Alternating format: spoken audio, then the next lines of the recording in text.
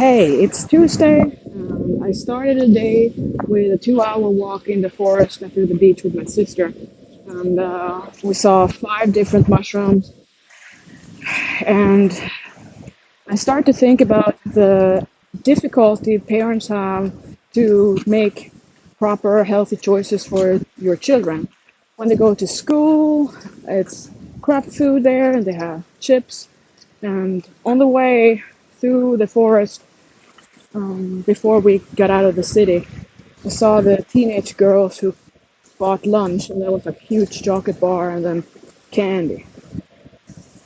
And, and then I'm thinking about the parents are the ones who get overwhelmed, right? Like either there's a lack of nutrition knowledge, lack of time, being grew up in having convenience food, fast food, and I realize and I know that time just flies. Like the life I live now with kids, they need the snacks, they need food, and then mother and dad. It's like time management when it comes down to home cooking and thinking about this same kind of meal prep that we do as fitness people. Like when you're gonna be on contest prep, we're gonna get results. You have to think, I'm gonna cook the protein for the whole week.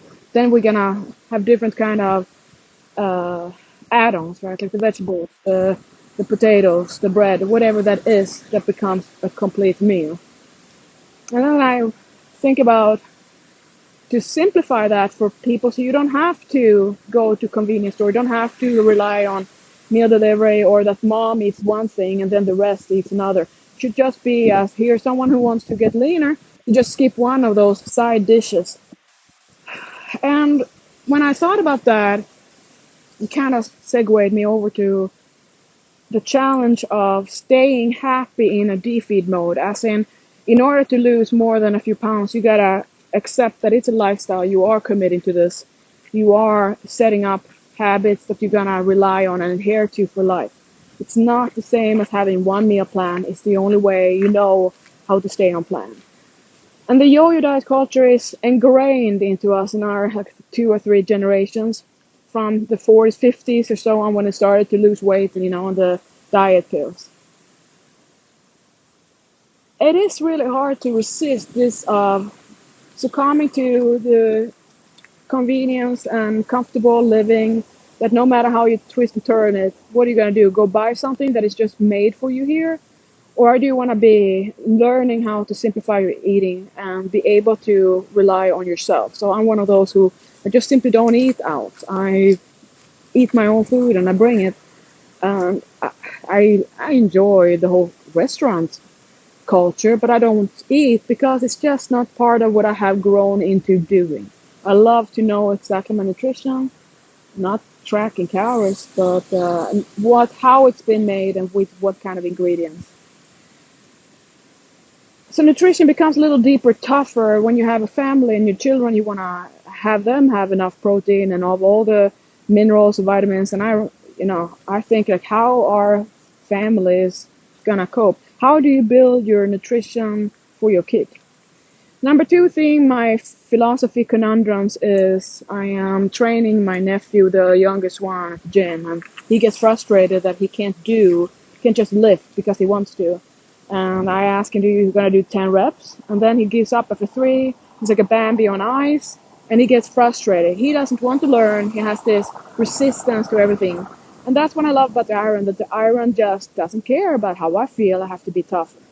So it really is such an important thing that fitness and exercise and physical training is part of growing up and raising a family if I were a mother, and then to lead by example and to stay fit for life. And that is the ultimate goal, which most people never achieve. And it's not about a trophy, it's about how do you sustain and thrive. It's not about struggle through life, it's about how do you thrive, enjoy healthy eating, which is a bliss when you understand that it's not about starvation or elimination. Balance and moderation, and that whole thing requires tons of self knowledge, self care and self-love, that you actually are willing to kind of give up on this impatience and spontaneous quitting because you just give up. So the utopia of I'm going to be on a meal plan and then after that forgetting that you're not gonna stay on defeat mode for life every day, because that means you're not in a deficit. You would die. And most people, in my experience, have just kept going yo-yo dieting and fitness junk, exercising, but not really think about quality, not periodizing, not training like an athlete for life. So it becomes a typical fitness transformation. I'm gonna go hard and then I'm gonna fall flat and then I'm gonna feel bad about it. So as a coach and someone who loves my healthy lifestyle and loves fighting that for the way of life, the way it's a mindset, and I have no plan on changing the way I'm eating or that I'm gonna start later. That I really love what I do and diet means way of life. All this I have accomplished for my own mindset and my state of being. It's something that I had to work for, I would say, about 50 years before I got the ultimate epiphanies, and they didn't come one. They build up over time. Most people don't have 50 years of waiting because you have more in your life than just kind of try to excel at being a good for yourself. Now my headphones died here. So before I think there's no sound left, my biggest concern as a coach is to kind of get into that realization that life is now diet means eating healthy and finding your way, and to kind of give up and breaking apart from destruction of self and thinking that there is no shortcut. There is no goal to wait for a drug. There is no secret supplement.